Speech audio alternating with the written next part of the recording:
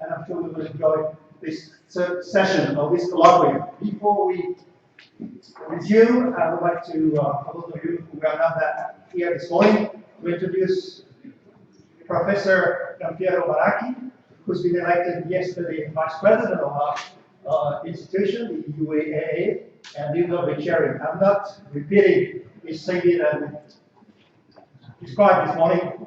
I just hold the floor to him. For his yours. Thank you, Roger. Good afternoon, ladies and gentlemen. We start our session. So the first presentation is from Professor Agnès Lecroc. She is an associate professor in evolutionary genetics and breeding at the AgroParisTech. She is a joint professor in Pennsylvania State University in USA.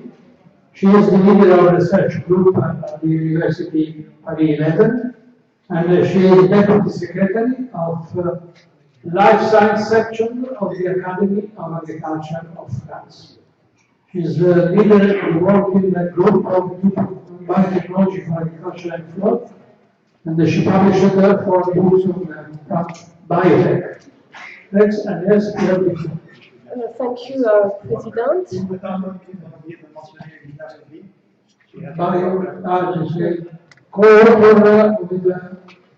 Louis-Marie Louis-Marie Vous êtes petite. The title of the invitation was Biotechnology and Agriculture Solution for Our Limitation. Thank you, President. Thank you, Mr. Chairman. Good afternoon, everybody. I will switch into French. Toutes les diapositives sont en anglais et je vais parler en français pour les confrères et les consoeurs. Donc, effectivement, ce travail est le fruit d'une collaboration avec Louis-Marie Houdbin, mais aussi avec l'aide de beaucoup de membres du groupe Nouvelles Biotechnologies pour l'agriculture et l'alimentation, dont les noms sont mentionnés et que je remercie tout de suite. Donc, depuis le début de l'humanité, toutes les populations humaines ont cherché à assurer leur survie à travers la sécurité alimentaire. Le but a toujours été de rechercher, consciemment ou non, les meilleurs rendements, donc la plus grande production, mais aussi d'éviter les attaques des pestes et des maladies qui vont effectivement abaisser cette production, et ce, dans un contexte toujours grandissant d'une démographie qui devient maintenant galopante. Selon les chiffres de la FAO, aujourd'hui, nous comptons malheureusement plus de 793 millions de personnes, comme vous pouvez le voir sur le schéma. Donc, des personnes qui sont globalement sous-nutries et qu'il faut évidemment aider. Une des priorités au XXIe siècle, c'est de nourrir 10 milliards de personnes à l'horizon 2050. Ce matin, nous avons parlé de 9 milliards de personnes. En 2050, les pronostics sont de 10 milliards, tout en évitant évidemment le gaspillage. J'illustre ici avec 3 diapositives les récentes applications des nouvelles biotechnologies chez les plantes, avec des champignons, des pommes de terre et des pommes qui ne noircissent plus dès lors qu'elles sont coupées. Deuxième défi, c'est évidemment respecter l'environnement dans un contexte de changement climatique, comme il a été vu ce matin. Et là aussi, nous illustrons avec une diapositive qui représente un maïs qui résiste ici à la sécheresse, qui peut être fait avec donc la transgénèse, mais aussi avec des outils plus conventionnels comme la sélection assistée par marqueur. Donc aujourd'hui, nous proposons d'illustrer à travers des exemples clés comment la connaissance des sciences de la vie et des biotechnologies, qui sont donc un savoir, mais aussi des techniques appliquées au vivant, l'organe, le tissu, la cellule et l'ADN, chez les animaux et chez les plantes, pour lesquels nous avons déjà produit un certain nombre de livres. Alors, ça c'est aussi le fait de Louis-Marie Houdbin, qui est un spécialiste de l'amélioration animale. les progrès majeurs dans la production animale, c'est le contrôle de la reproduction qui date en gros des années 40, avec l'insémination artificielle, le transfert d'embryons et le clonage. Pour les deux points, et surtout le dernier, je laisserai évidemment Jean-Paul Renard développer. Et ce, pour augmenter le rendement en lait, mais aussi sa qualité pour un certain nombre d'animaux de la ferme. Mais c'est aussi augmenter le confort donc du sélectionnaire en synchronisant à la fois la fertilisation, le vélage et puis la traite de ces animaux.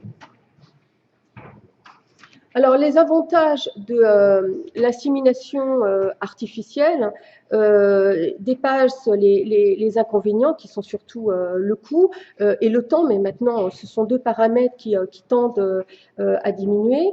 Les avantages, évidemment, c'est avoir des semences à partir de taureaux élites qui vont augmenter la précision et l'intensité de la sélection.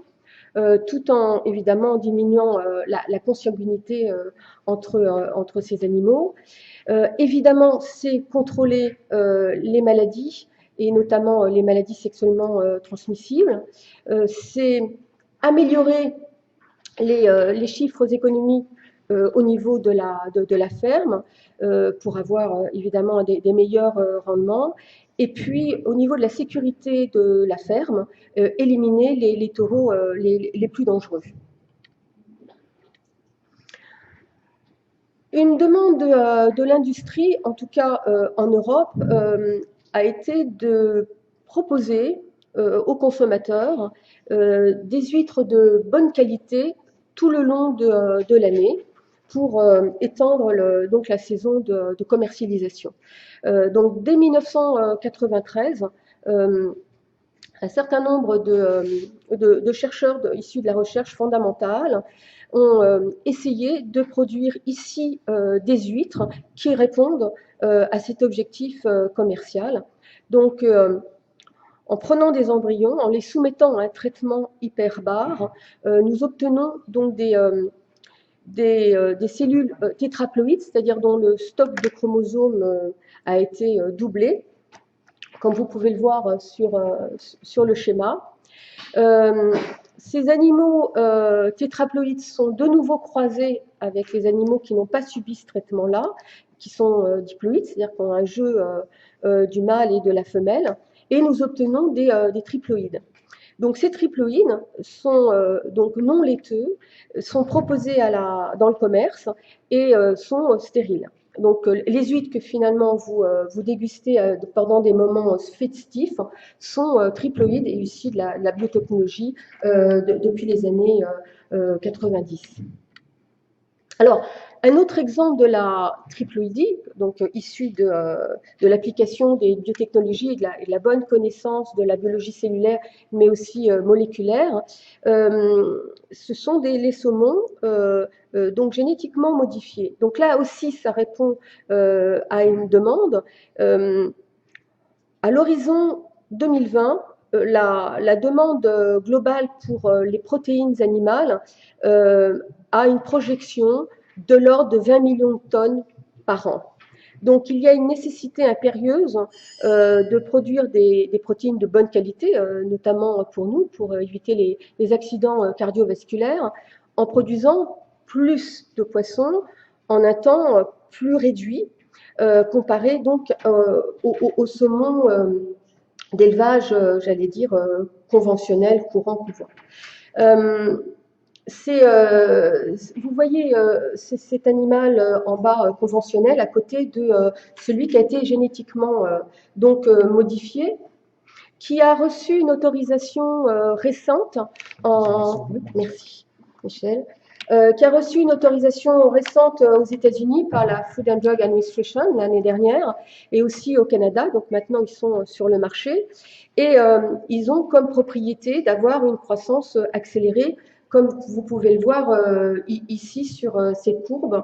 Donc en nombre de jours, vous voyez le poids qu'ils atteignent par rapport à un saumon conventionnel de pisciculture. Là, vous avez une autre représentation en fonction du nombre de jours finalement qu'on gagne. Donc là, ça a deux avantages, c'est que ils vont se reproduire un petit peu plus vite, entre 16 et 18 mois contre 36. Ils vont utiliser moins d'aliments, notamment on parle de 25%. Et là encore, ils sont stériles par triploïdie pour éviter, au cas où ils seraient disséminés dans les océans, ces saumons génétiquement modifiés qui normalement sont élevés donc dans des piscines se croiseraient avec d'autres poissons. Donc ils sont stériles par cette technologie-là et on se traite. Parce qu'évidemment, la grande question, comme vous l'avez bien compris, c'est d'apporter des protéines aux humains que nous sommes, mais aussi à ces animaux. Donc, soit on apporte des protéines animales à ces poissons, soit on peut aussi leur apporter des protéines d'origine végétale. Donc, il y a énormément de recherches qui se font d'un point de vue fondamental sur les plantes supérieures, mais aussi chez les algues, pour essayer de mieux comprendre le métabolisme qui conçoit ces lipides, mais aussi ces protéines.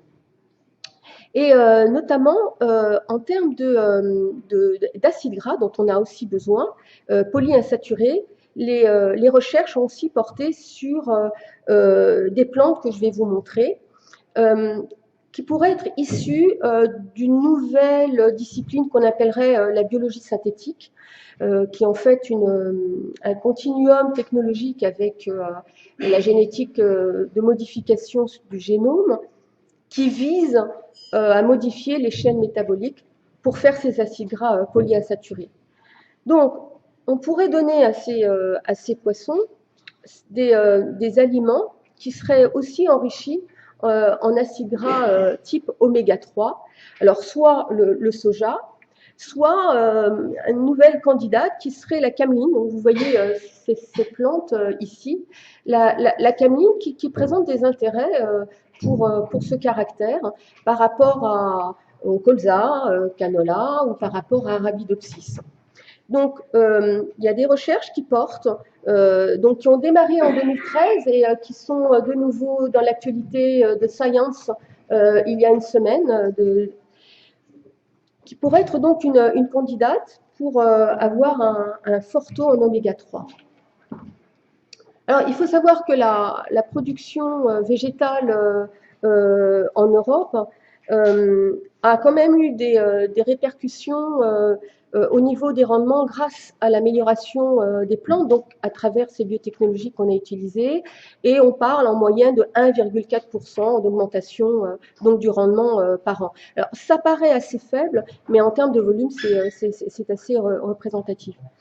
Depuis les années 2000, donc depuis ce nouveau siècle, l'amélioration des plantes a fait augmenter le produit intérieur brut de 14 milliards d'euros.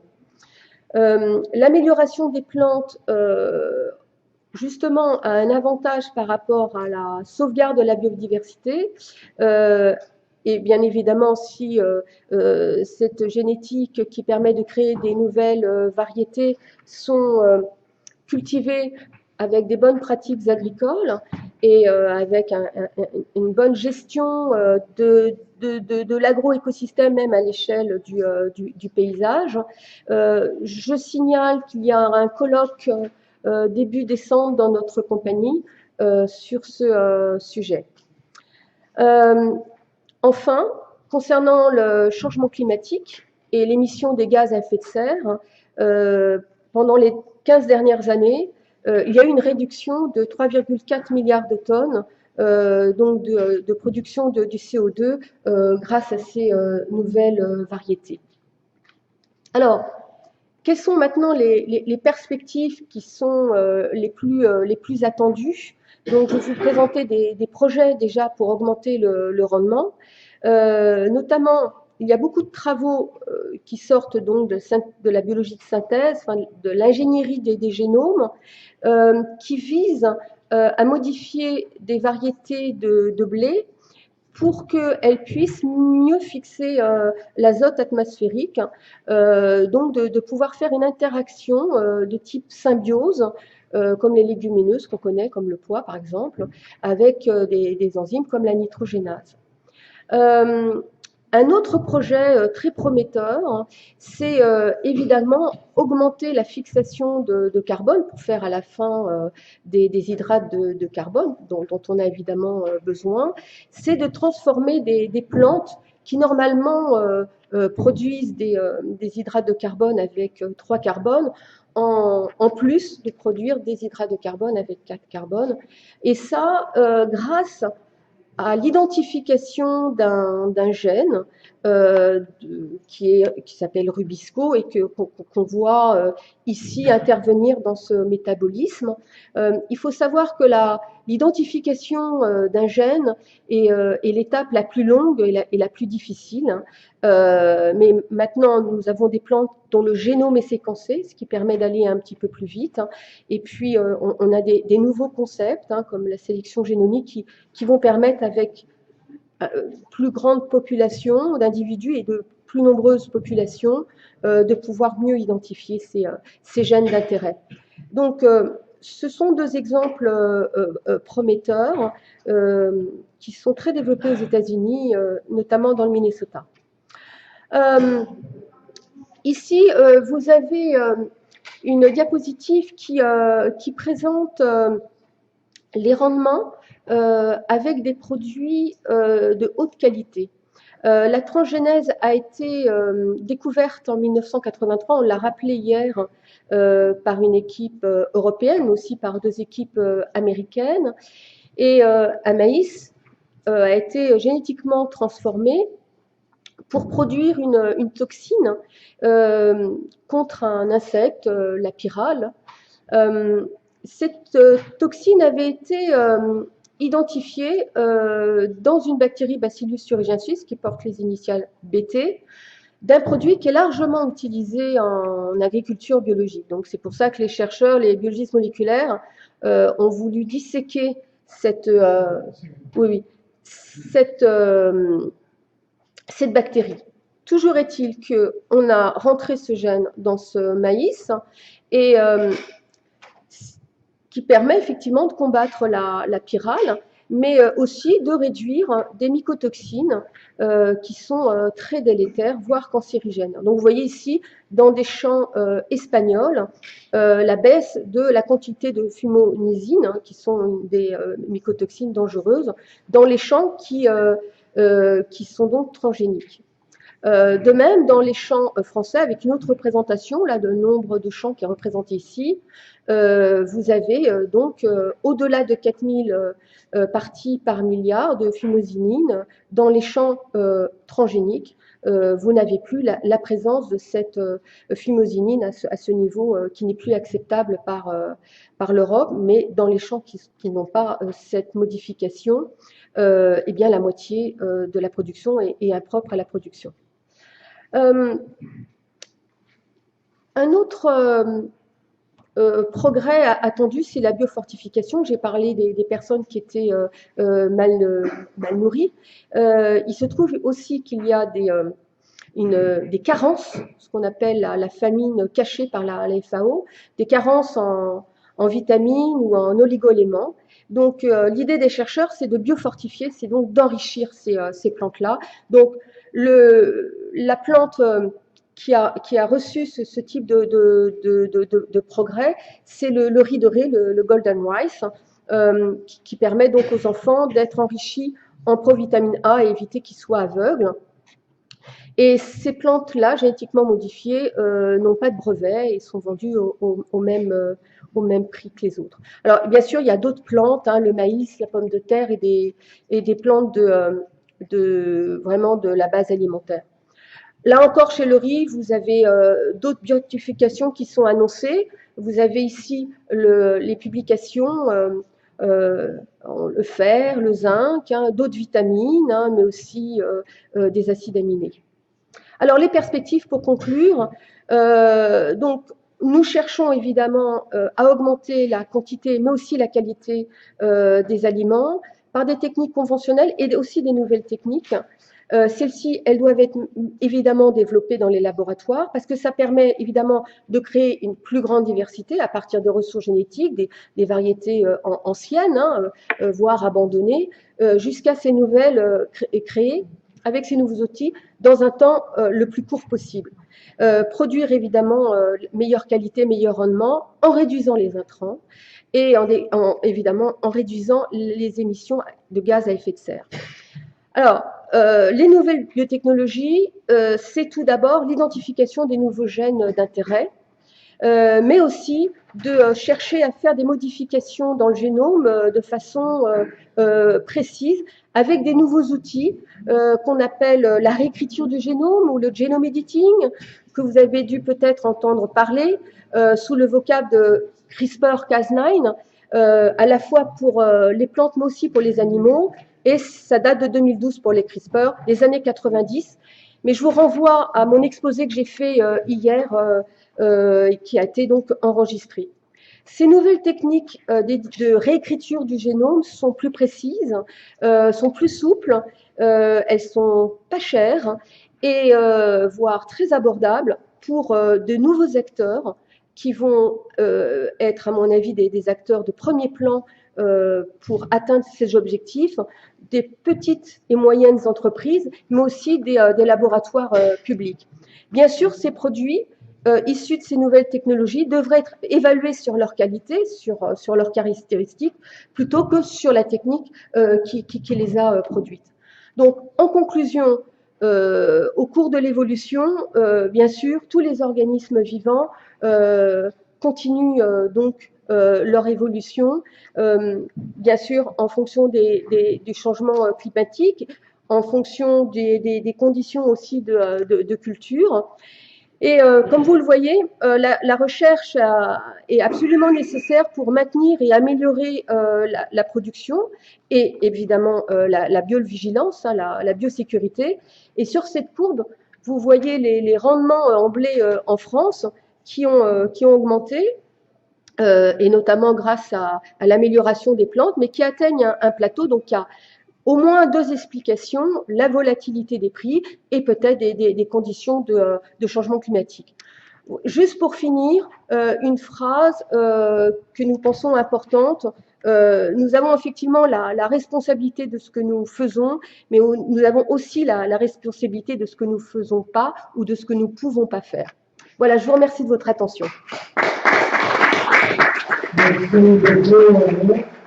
You are a very clear presentation.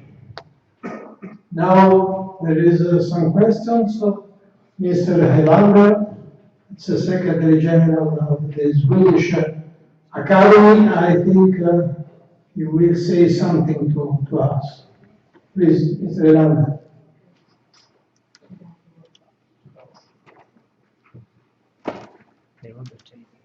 Oh, this one. Just three pictures. What he is saying is related in some way to the communication of Agnes. Yes, my name is Carl-Anders Helander, and I'm the Secretary General of the Swedish Academy of Agriculture and Forestry. And I took the chance to hand out a report from a group within the Academy that has been a dialogue group concerning biotechnology in plant production. And this is in connection to the conference we had 2 years ago in Prague. And the discussion about GMO or biotechnology, as we heard just now, and is always on the agenda. And we put together a group of 12 different persons with very different opinions about GMO, just to get a dialogue between these opinions. They were all members of the Academy, and they were shared by the former Minister of Agriculture, Annika Åhnberg. Oh, how do you move? The keyboard. Oh, keyboard. Yes. In a few points, their conclusions from this. Oh, I jumped away. Back from the keyboard. Yeah, thank you. These points is what they come up to together, and they're all standing behind this, is that the EU legislation concern governing GMOs is out of date, and the emotional debate for or against GMOs is out of date. Time has come for for regulations governing plant breeding that do not depend on the technology used. Sorry for this. The government must take greater responsibility in financing research and development for new environmental friendly and healthy varieties for cultivation. And the technology is available and we can use it for good. So more a question of what the properties of the crop than the technology. And this is not a scientific paper, it's a report from this group, but I think it's very interesting. And we had it just translated into English. So I hope you have a good interest to read it. Thank you. Thanks a lot. Thanks a lot.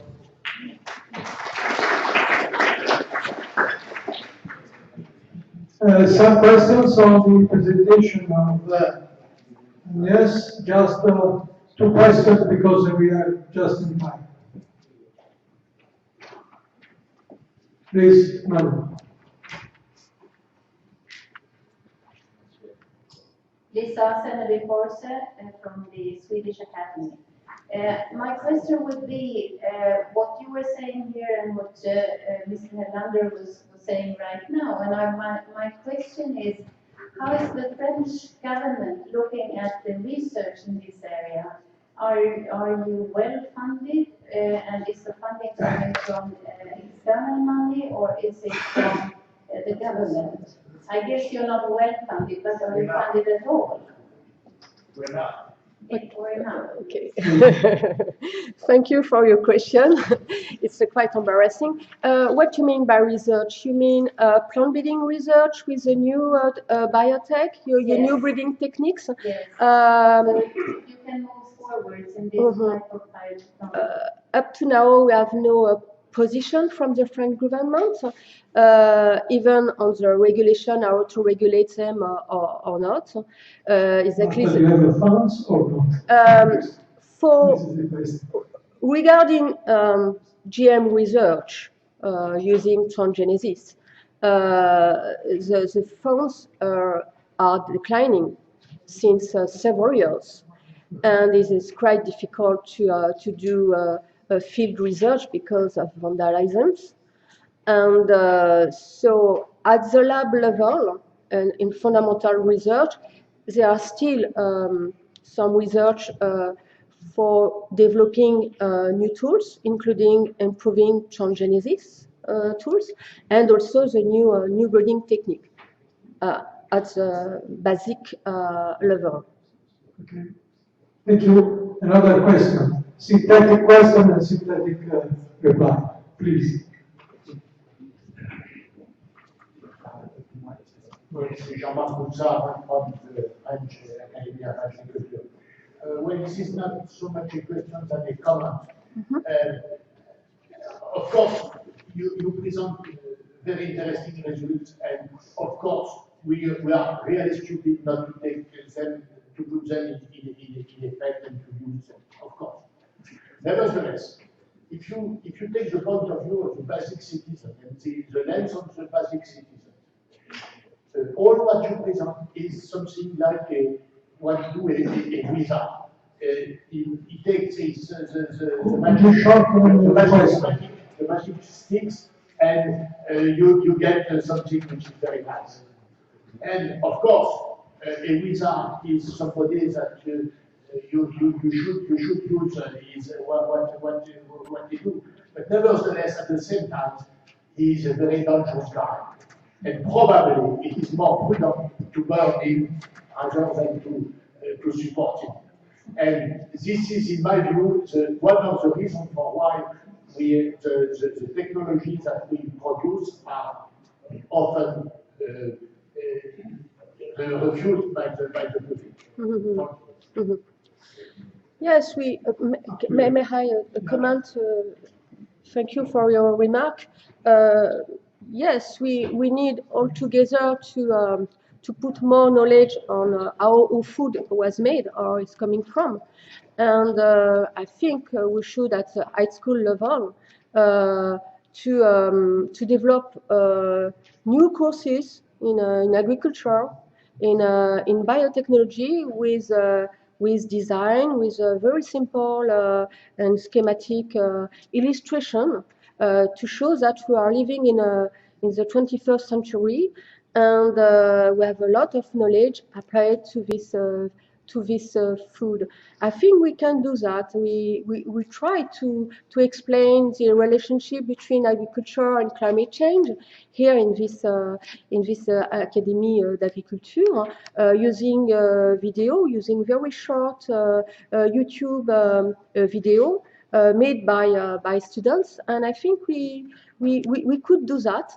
And unfortunately, some students and pupils do not know how agriculture is evolving, and more digital with a precise agriculture.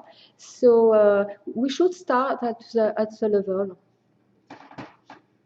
Thank you, This is René. my point of view. Thank you. We are in time. Now we pass to the communication of Professor Georgisi from Romania.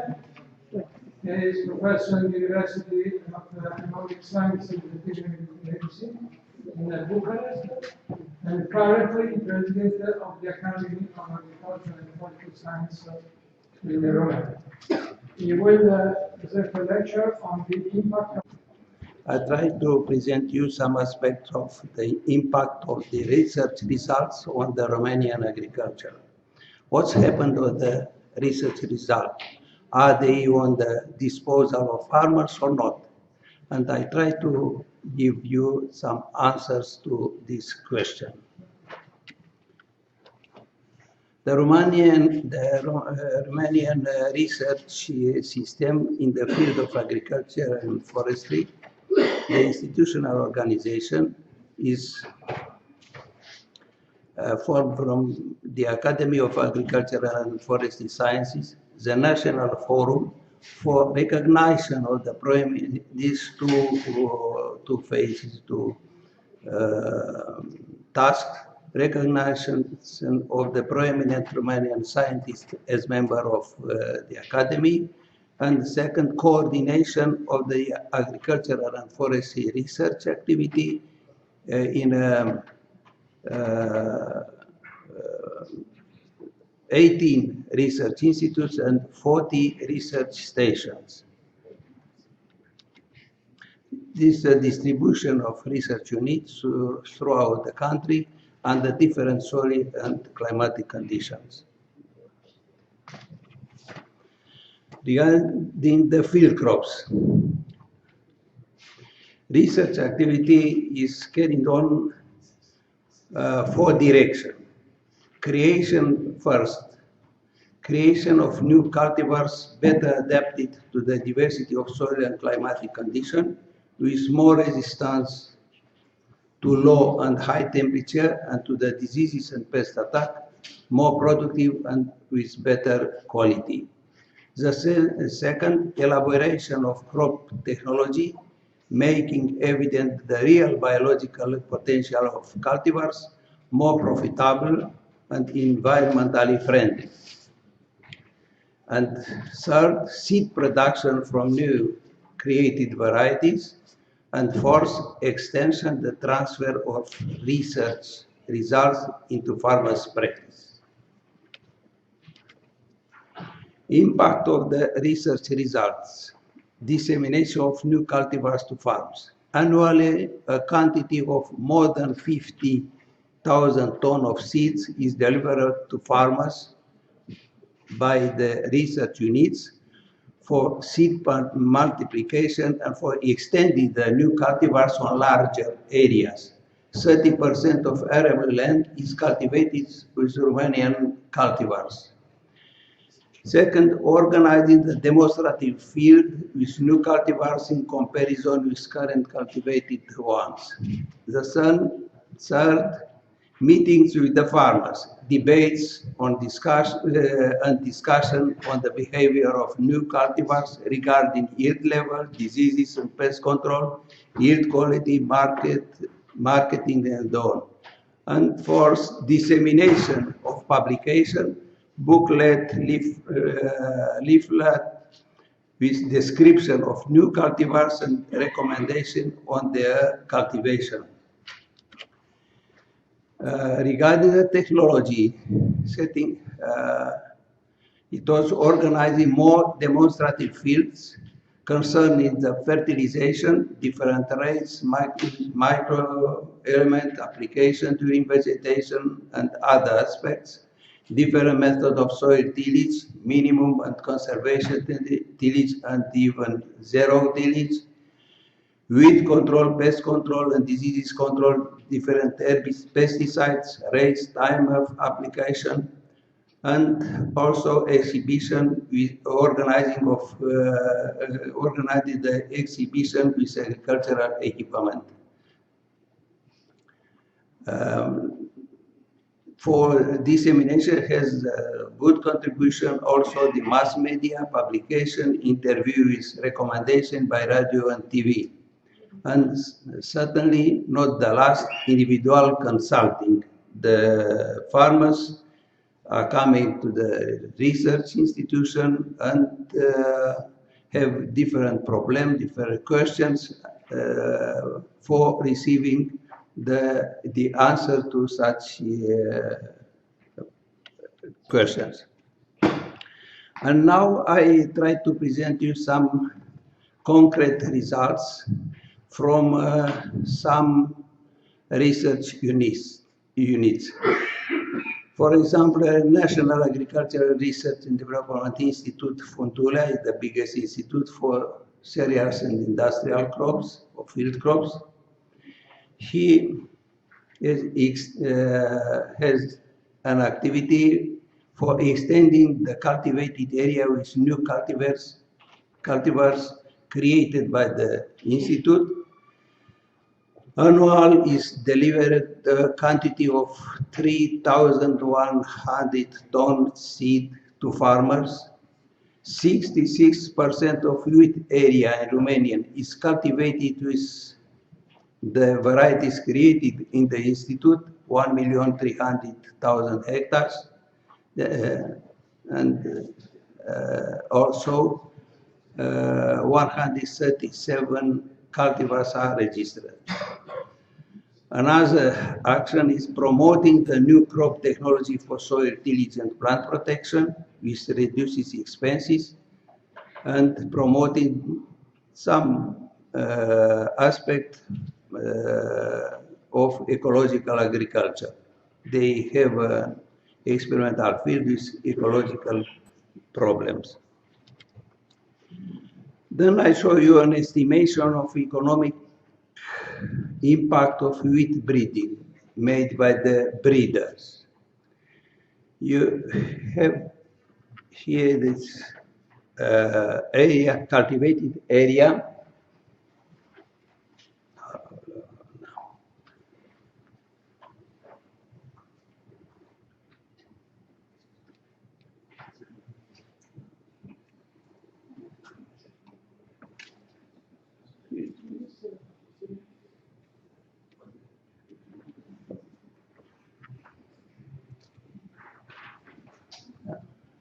Cultivated area of one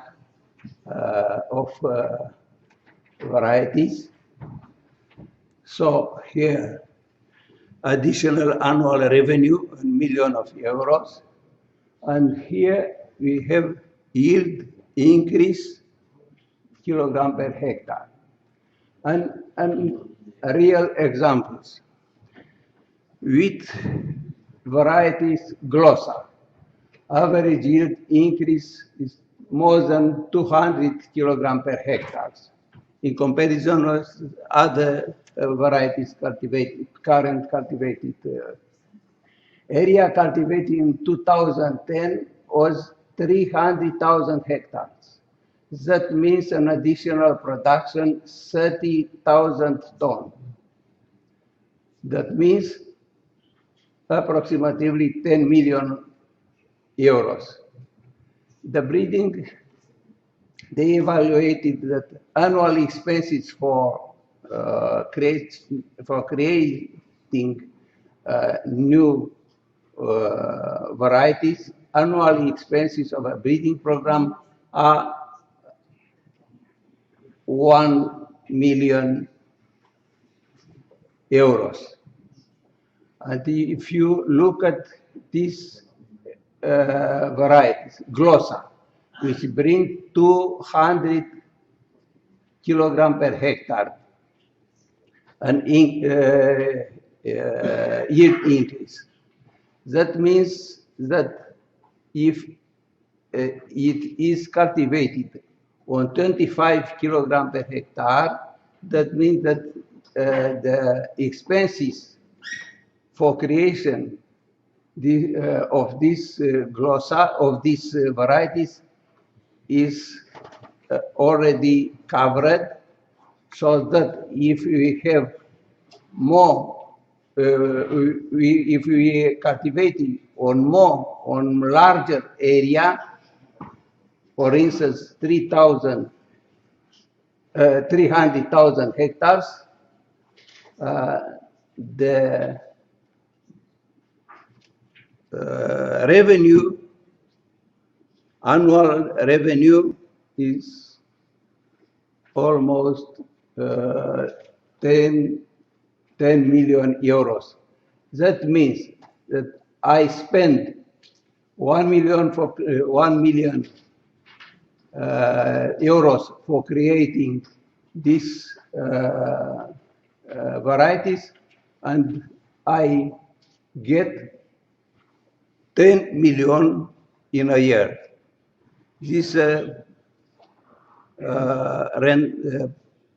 profitability of research investitions.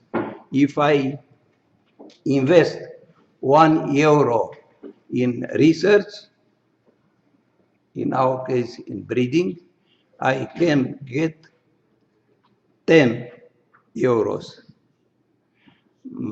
In some cases more, in other cases less, but anyway, in average, our researchers made this account that the ratio between invest and revenue is 1 to 10.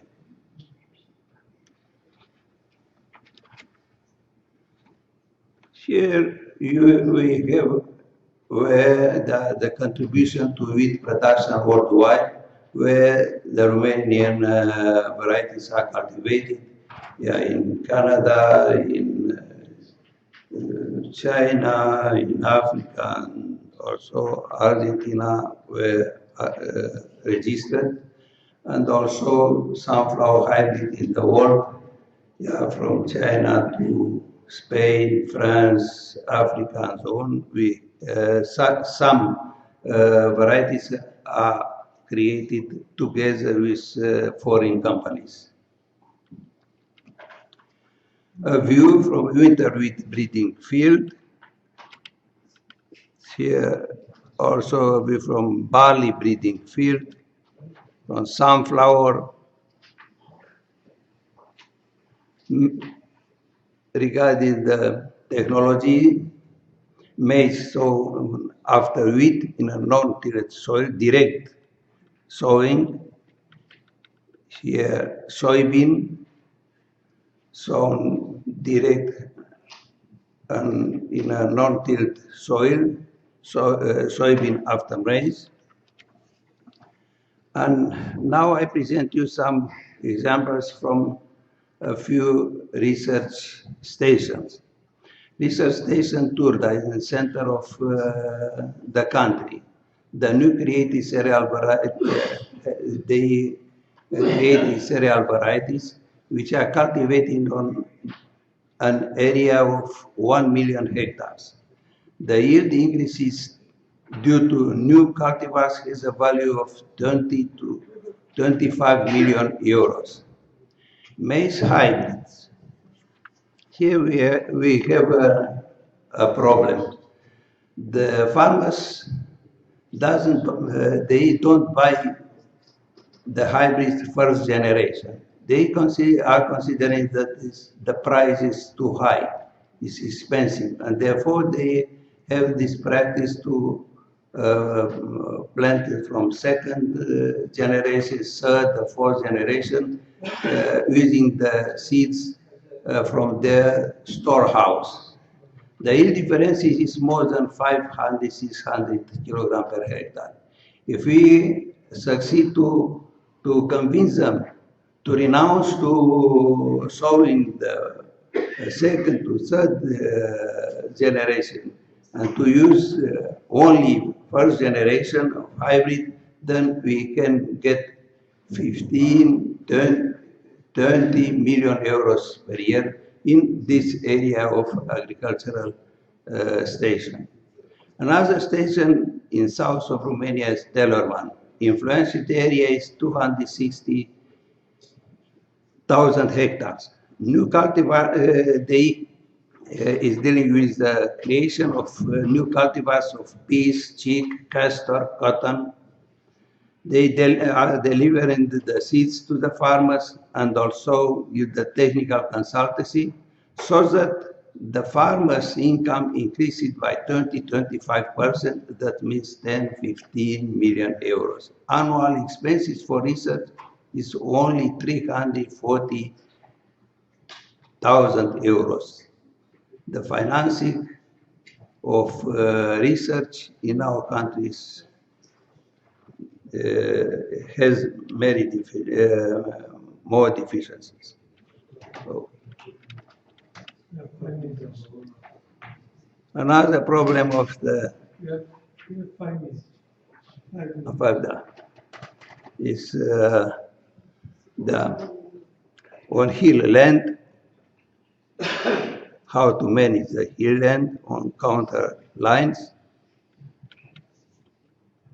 Financing of research from the Ministry of Agriculture and from the Ministry of Education on basis of research contracts, 10 million euros, and also the research institutes use own resources, selling the seed royalty. From state budget, they don't receive anything. Here, contribution of available financing for the Institute Fundula. The blue color is from the state on basis of the contract, and red color is from own resources. Selling the seeds. In horticulture, also the same objective. Dissemination of horticulture research annually, more than 600,000 trees from nursery of fruit trees and vine, and more than 2 million seedlings are delivered to farmers. Organizing also the demonstrative field meetings with the farmers, dissemination of publication, individual selling. The Research Institute for Fruit Growing, Pitești Mărginea, I elaborated technical and economic guide for pomiculture, 800-900 pages, with a description of 36 species, with practical recommendation for all people who are interested in pomiculture and want to organize an orchard. Another research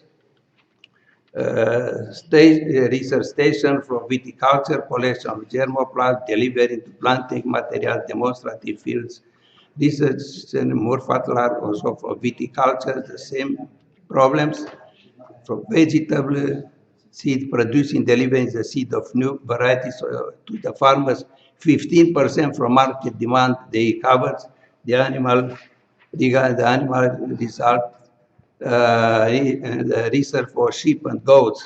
They created the breed specialized only for milk and only for meat with high production. And now there is a big demand from the farmers for get some rams, 100 rams per year they delivered for improving the quality, the breeds what they have already.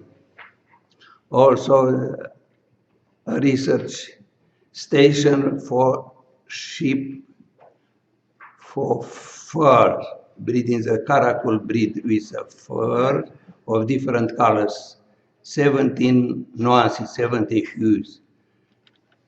And the research for station for fisheries, that's the last one, elaboration of technology, and they succeed to acclimatize a new species, Polyodon spatula from Mississippi area, and succeed to have an artificial reproduction. Only in Europe, only in Romania, they succeeded to have an artificial reproduction in captivity. And they disseminate biological material for populating the fish farms. That is fish, that's it. Yeah, thank you.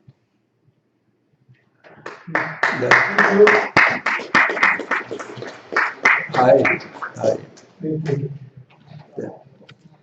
So, thanks, Professor Sin. Questions? Please.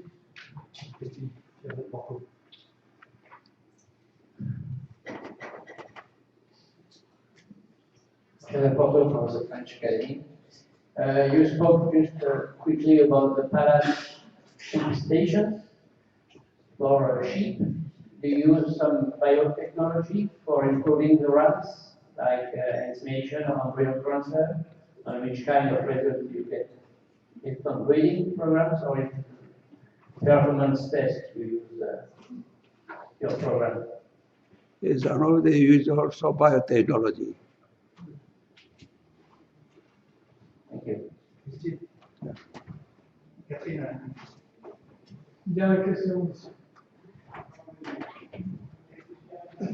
Yes, so Catherine Roger, French Academy of Agriculture.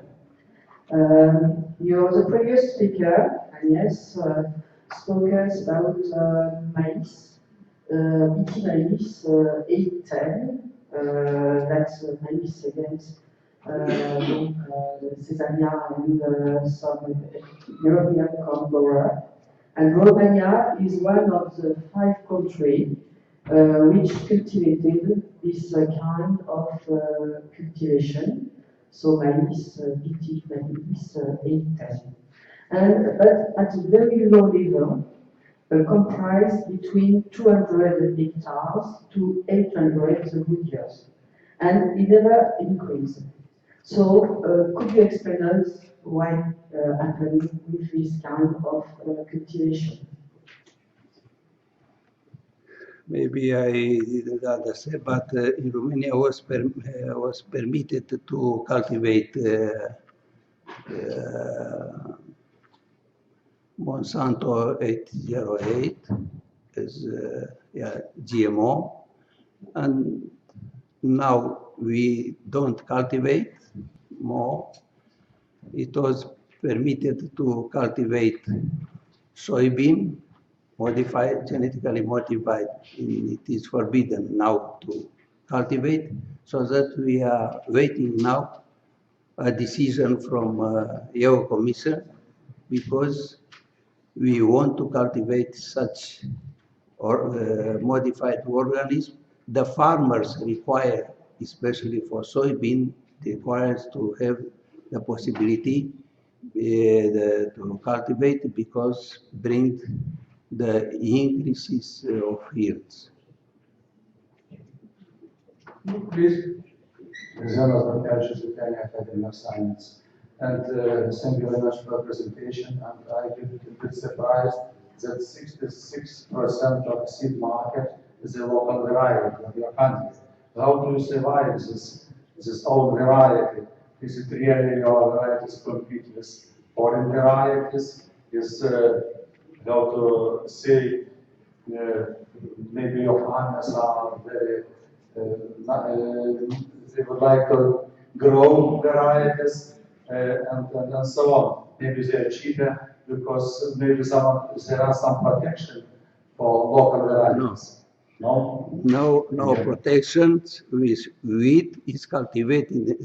71% of wheat is cultivated of Romanian varieties in a competition, very strong competition with foreign varieties, because in Romania there are many foreign companies and they have their varieties. And the Romanian varieties, Aduid, is more adapted to our condition, very high temperature during the summers, more adapted to the drought, and also more adapted to the low temperature during the winter. In a year, all foreign from West Europe, foreign varieties disappear because of very low temperature, and only Romanian varieties survive. But the crops are the species, the situation is so favorable, like for wheat. The last question, if there is. No question, thanks very much. I will start in English just to introduce my presentation, but after that switch to French, as Agnès did, because the resting slides are in English. One of the important role, if not a duty, of Agriculture Academy is to deal with the relationship between science and application, practical applications. And it's an important aspect which requires to discuss in terms of the coherency between science and the application, in terms of efficiency of any new science and techniques introduced in agriculture, and also in terms of acceptability. And I think that with the presentation on GMO, on the work done by Agnès and Louis-Marie Aubin, it is a very good example. So what I will do is in this line, but slightly different. Je vais parler de génomique et de résilience, c'est-à-dire de la cohérence entre des concepts fondamentaux de la biologie et leurs applications, alors aussi bien pour l'utilisation dans le domaine des plantes ou comme dans le domaine de l'animal, et je parlerai que de l'animal. Et la question qui va courir le long de ma présentation est une question qui est justement posée là pour avoir un débat sur cette cohérence, et elle est la suivante. Est-ce que l'horizon de la génomique chez les animaux d'élevage, disons principalement les bovins, ce que j'illustre ici, cet horizon n'est pas en train d'être réduit à cause des succès de la sélection dans cette espèce? Autrement dit, est-ce que toutes les ouvertures que peut permettre la génomique ne sont pas actuellement trop focalisées uniquement vers la sélection? Alors la génomique, elle permet la sélection des animaux en utilisant l'information qui est générée par des cartes moléculaires de haute densité faites à partir de marqueurs qui couvrent l'ensemble du génome. Donc je résume là en peu de mots l'essentiel de ce qu'est la génomique qui, à partir de l'utilisation d'enzymes de restriction, de bioinformatique, est capable maintenant d'avoir une analyse du génome très très fine sur l'ensemble du génome. Et elle propose, c'est un moyen qui est fiable pour améliorer les relations, le phénotype et les caractères que l'on recherche dans l'élevage, et puis aussi pour identifier les animaux pour la sélection avant d'enregistrer leur propre performance. Et c'est là un des majeurs apports de la génomique à la sélection, c'est qu'elle a permis de d'inverser en quelque sorte la démarche de la sélection qui avant se faisait sur ascendance, puis ensuite sur descendance, qui nécessitait beaucoup de temps, 18 mois ici, 5 ans, et puis c'est qu'à 5-7 ans que les taureaux qui étaient utilisés pour disséminer les bons gènes étaient utilisés, alors que maintenant, c'est beaucoup plus court. Le génotypage des animaux peut se faire à partir de 3 ans, et il se fait à partir de populations de référence, qui vont ensuite inclure l'établissement des index sur descendance, mais la partie qui est consacrée à l'étude de ces index est fortement réduite. Donc il y a une accélération de ce processus de sélection grâce à la génomique. Il y a un deuxième aspect de la génomique, c'est qu'à partir de ces populations de référence, on peut évaluer les descendants et augmenter le nombre de caractères qui peuvent être soumis à sélection. Il y en a actuellement une quarantaine. Je prends ces données-là de Didier Boichard, qui est la personne qui, à l'INRA, gère l'ensemble de ce domaine, et c'est de cette question. Et avec deux exemples pour deux races qui sont des races importantes dans la production laitière, la race Holstein et la race Montbéliard. Et le point qui est important là, c'est que la taille de la population animale est importante. Autrement dit, en France, ou je pense en Europe, où il existe une très grande diversité de races bovines, qui sont associées à des diversités de systèmes d'élevage et qui sont eux-mêmes étroitement dépendants d'une grande variété de territoires, ces techniques-là ne peuvent pas d'emblée être mises à la disposition de l'ensemble de ces races et de ces territoires. Elle est efficace essentiellement pour des animaux qui sont utilisés en élevage, c'est-à-dire dans des élevages qui sont intensifs. La production laitière en est un bon exemple, essentiellement parce qu'on limite ainsi l'importance des facteurs environnementaux et leurs variations. Voilà pour la génomique. Pour la résilience, elle désigne l'aptitude des organismes vivants à s'adapter à des stress qui sont induits par des changements de leur environnement. Et elle reçoit bien sûr une attention croissante aujourd'hui à cause du changement climatique. Alors quand on dit l'adaptation, ici c'est dans un sens plutôt de physiologiste que dans un sens d'évolutionniste. L'évolution voit l'adaptation sur des très longues périodes. Le généticien aussi voit l'adaptation, lui aussi, sur des périodes moins longues, mais très longues quand même. Le physiologiste s'intéresse à l'adaptation sur un animal. Autrement dit, avec la résilience, le terme par lequel il est ici présenté, il s'agit avant tout d'un concept qui est important pour pouvoir analyser, discuter, débattre, critiquer la démarche, les relations entre un animal et l'éleveur. Ces relations très proches qui permettent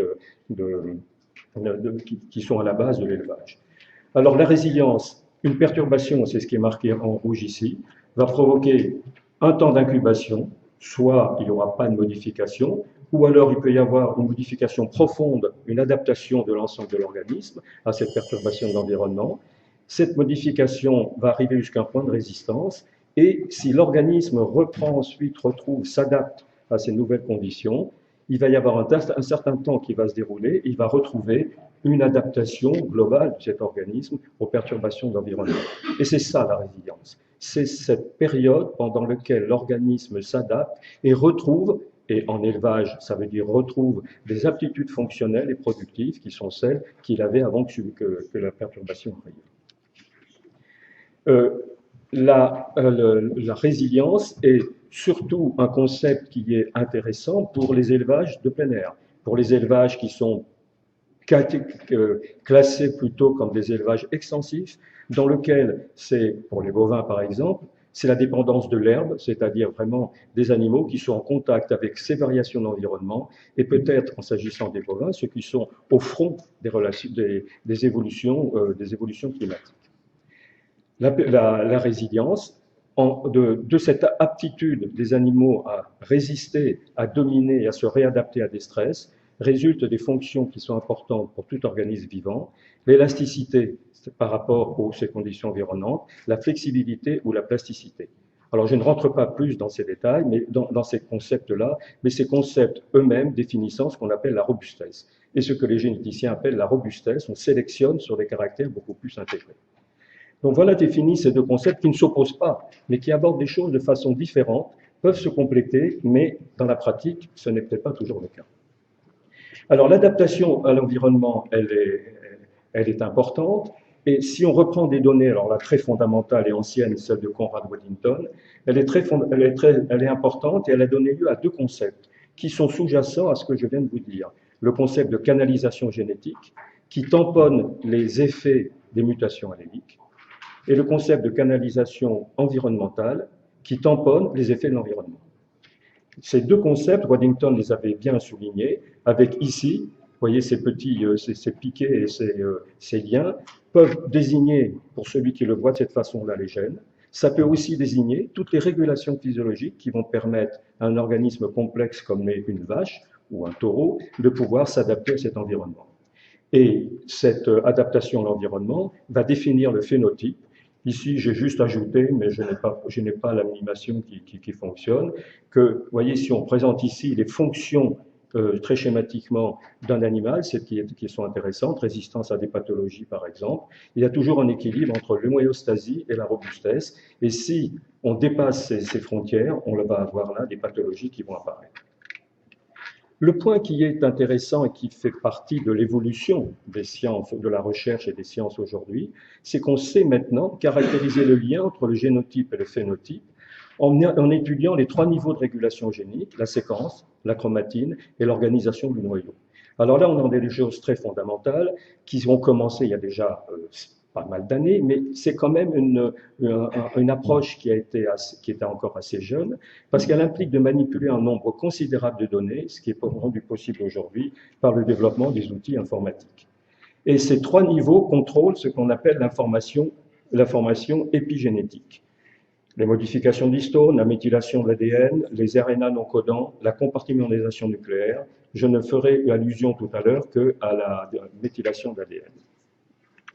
Alors l'épigénétique, c'est un autre concept. C'est un autre concept, et j'ai pris la définition la plus actuelle, qui est proposée par Edith Heard, qui est au Collège de France. C'est la perpétuation de l'expression des gènes et des fonctions à travers les divisions cellulaires sans modification de l'ADN.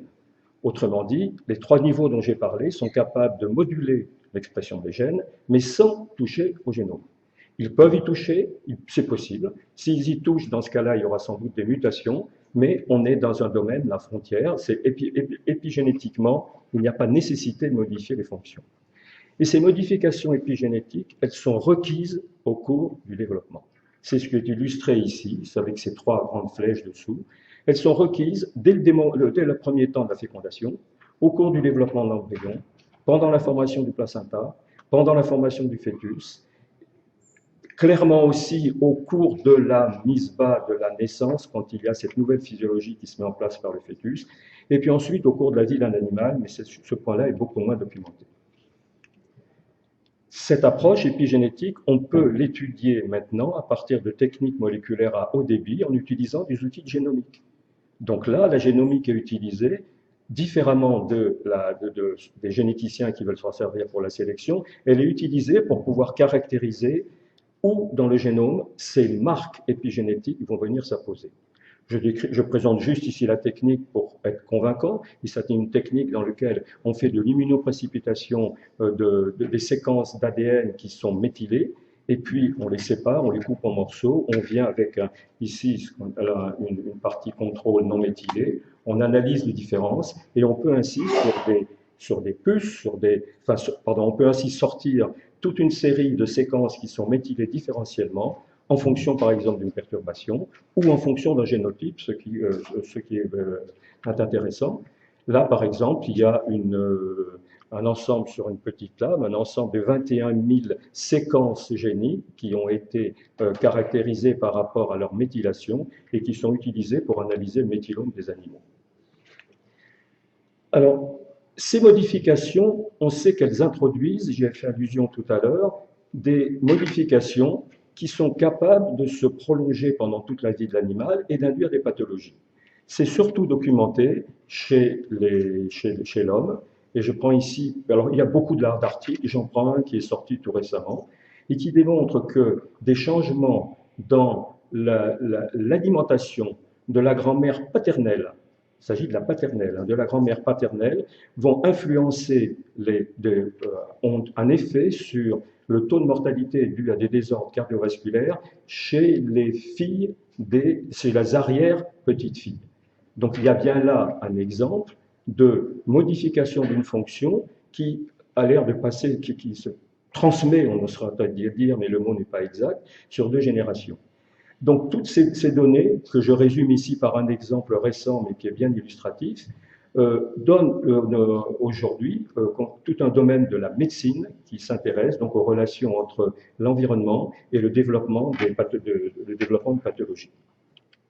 Et juste un point pour indiquer dessous, le bovin comme l'homme, la durée de gestation est 9 mois, le bovin comme l'homme, par rapport à d'autres espèces, l'intervalle de génération est très long. C'est-à-dire qu'un animal qui a subi ces perturbations pendant sa vie fœtale ou après, va séjourner sur un élevage pendant 3, 4 ans ou plus selon les modes d'élevage. En médecine humaine, les outils épigénétiques sont déjà largement mis en place. Ils continuent à l'être, mais toute la démarche a été mise en place avec le souci de pouvoir fournir aux médecins, aux équipes médicales, les informations sur les patients individuels pour mieux prédire les les difficultés auxquelles ils feront face quand il y a eu des perturbations de l'environnement, ou pour mieux les guider dans les caractéristiques en fonction de leur épigénome, de leur conduite, de leur propre vie. Alors, dessous sont marquées les différentes associations entre génétique, épigénétique, activité allélique et des marqueurs moléculaires. Chez le bovin, les choses commencent à évoluer. Je donne ici un article de Sang et al. Qui est sorti dans Science, dans lequel, en combinant l'analyse du méthylome et du transcriptome, il met en évidence un certain nombre de gènes candidats, vous voyez, de 289 ici, qui marquent la susceptibilité des bovins à une infection par staphylocoque. Un autre exemple qui est celui du laboratoire d'Hélène Jeanne, qui a fait ce travail, l'article avec moi, concerne la méthylation différentielle du génome chez des bovins. Et là, à partir d'un ensemble de petites séquences analysées qui dépassent 1 700 000, la démarche était de comparer ce méthylome chez les Holstein et chez les Montbéliard. Alors, vous voyez ici, je ne sais pas si on le voit bien, mais en faisant une hiérarchie de la distribution de ces petites séquences qui étaient marquées, on voit bien qu'il y a des marqueurs épigénétiques qui caractérisent l'une race différentiellement de l'autre. Alors, j'ai parlé de l'intervalle de génération qui est long. L'intervalle de génération long, il y a deux autres concepts qui sont sortis des discussions sur l'épigénétique, celui d'effet intergénérationnel, dans lequel les effets qui ne dépendent pas de l'ADN sont transmis à la génération suivante, et les effets transgénérationnels sur lesquels ils sont transmis, mais via l'ADN. Donc dans un cas, c'est sans l'ADN, dans l'autre, c'est via l'ADN. Et le petit schéma ici montre que, à cause de la physiologie reproduction, une perturbation peut être transmise à un descendant uniquement parce que le fœtus va se développer à l'intérieur de l'animal qui a été perturbé, et comme les cellules germinales sont à l'intérieur de cet animal jusqu'à la seconde génération.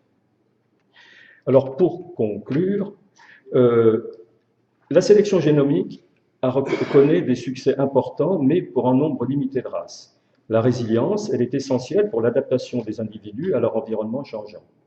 Et les deux sont accessibles à une grande variété d'outils moléculaires, et surtout d'outils informatiques. Alors je vais présenter ici juste une, mais j'en ai deux. C'est des diapositives que m'a passé quelqu'un qui travaille dans une start-up à San Francisco, Climate Corporation, qui vient de rejoindre Bayer après avoir été acheté par Monsanto. Il ne travaille que sur les plantes. Et sur les plantes, ce qu'il résume sur les plantes concerne tout aussi bien ce que l'on peut faire avec l'animal. Les circuits électroniques sont de moins en moins chers, ce qui fait que les coûts de traitement eux aussi diminuent. La capacité de stocker et d'analyser des données augmente de façon spectaculaire. Les transmissions de données qui peuvent être faites par les ondes, le prix est diminué de 75% sur 4 ans. Et il y a de plus en plus de connexions, on en entend beaucoup parler, sur n'importe quel organisme, y compris les animaux. Et puis, en agriculture, l'importance du climat, qui est maintenant intégrée dans les pratiques de l'élevage et dans ce qu'on appelle l'agriculture de précision, avec des données comme Hadoop, là, qui sont des données qui donnent des données en source ouverte pour pouvoir, de façon fiable et mesurable, distribuer les caractéristiques des résultats obtenus. Alors chez l'animal, la même démarche peut être mise en place, elle est en train de le faire, mais modestement finalement, aussi bien au niveau du génome et de ses fonctions, des caractéristiques, du phénotype et de l'environnement. L'utilisation de capteurs, l'utilisation de mesures qui peuvent être ensuite validées directement, comme c'est le cas aujourd'hui dans certains pour l'agriculture, directement par l'éleveur, avec une interaction entre l'éleveur et la recherche beaucoup plus directe qu'elle ne l'était auparavant, et dans tous ces cas-là, avec l'individu, l'animal, qui reste l'objectif principal dans cette approche pour l'élevage. Alors pour conclure, en génomique et résilience, je schématise ce que je viens de dire. Si on prend les élevages fermés, les élevages type ferme de 1000 vaches, par exemple, dont on parle beaucoup chez nous en ce moment, la production est intensive. Les animaux sont dans un environnement contrôlé. Elle est tout à fait adaptable à un élevage de précision. Elles sont déjà reliées, ces unités de production, à des bases de données qui sont fonctionnelles. Et elles sont elles-mêmes embarquer, j'ai mis, parce que le terme, j'aime bien ce terme anglais, dans une sélection génomique qui est extrêmement efficace. La génétique prime, la résilience aussi, mais c'est surtout la génétique qui prime, l'environnement compte en moins. Ce type d'activité important, et qu'on peut ensuite croiser avec des données économiques, ne concerne de fait que très peu de races. La race Holstein est à l'évidence la grande vedette. Mais dès qu'on s'éloigne de cette race, et si on va vers des petites races, ce qu'on appelle des petites races, c'est-à-dire des effectifs qui vont être inférieurs à 100 000 animaux, 150 000 animaux, à ce moment-là, l'écart se creuse. Alors si on prend les élevages je dis de plein air, c'est pas tellement le terme, les élevages qui sont des élevages plutôt qui tirent le parti d'un environnement. Le plus bel exemple, c'est donc l'herbe pour les bovins. C'est des élevages qui sont plutôt extensifs, ils sont donc moins en production intensive, ils sont faits dans la nature, directement dans la nature. Ils sont plus facilement adaptables à des pratiques d'élevage, des pratiques de production qui sont facilement acceptées par le public, par les gens qui vivent dans ces territoires. Et par contre, il y a un accès qui est limité aux bases de données, mais ils sont, eux, alors embarqués aussi dans une dynamique que l'on retrouve dans les différents territoires, et il y en a beaucoup en Europe, dans une dynamique qui se structure à partir non seulement des personnes, des activités industrielles, artisanales ou culturelles, mais aussi à partir des animaux qui font partie de la culture de ces pays. Je prends un exemple par exemple. Nous avons en France l'Aubrac. L'Aubrac donne son identité culturelle à cause de sa vache. Donc là, on a un bel exemple de la vache est complètement prise dans un environnement culturel et son élevage en fait partie. Voilà, je vous remercie. Merci beaucoup.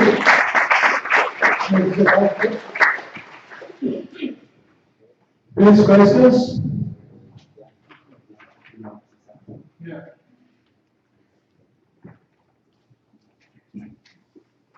I think it was very rich. Yes, one from the patient. Merci Jean-Paul. I think it was a very interesting lecture, and we learned a lot. It's obviously a little complex, but it's certainly more than challenging and understanding that epigenetics, it recalls us of some theories we learned some 40 years back. We were talking about Shuri or Lysenko, and that was rubbish. We follow, but then now in a different fashion, we see that environment could interact with the genomic, really. And that's what Jean-Paul has just shown. Now, I have an interesting question for those of you that may not know. I've been working with the Artificial Insemination Centers for about 10 years before. So, of course, I follow that very carefully. You're saying that, I did not understand that way, that selection might goes down from genomic source. Could it be a cul-de-sac? Do you think that is something that is wrong direction? Or would you say that maybe they should be oriented differently? I'm not too sure what you meant, that you were kind of raising questions about the future of that approach. What do you think? No, my point is not a cul-de-sac, as you say. It's only that, from the point of view of academicians have to consider animal farming in all its aspects. And one of the important aspects of animal farming is its diversity. Diversity of breeds, diversity of management conditions, diversity of territories. The link between territories and animal production is very important. And so my point is that perhaps today, I put this question, perhaps today we are too much attracted by the market successes of geneticism. And of course, it requires money. And the priority is given, or has been given, almost exclusively up to now, to build up these population reference populations. But now we see that, meanwhile, the tools for epigenetics are now more and more used in medicine. One very question from the scientific point of view is that if you consider, for instance, in some breeding systems, animals that stay on place during 10, 12, 15, 20 years. And I know such places. It's very important if you have a profiling of their epigenetic status, if you can bind the epigenetic status to the genetic status, then to come back and to establish a link with human and how, the aging of these animals, which are really in front of all the perturbation, to which extent it differs. That doesn't mean that the genes are the same, it's something different.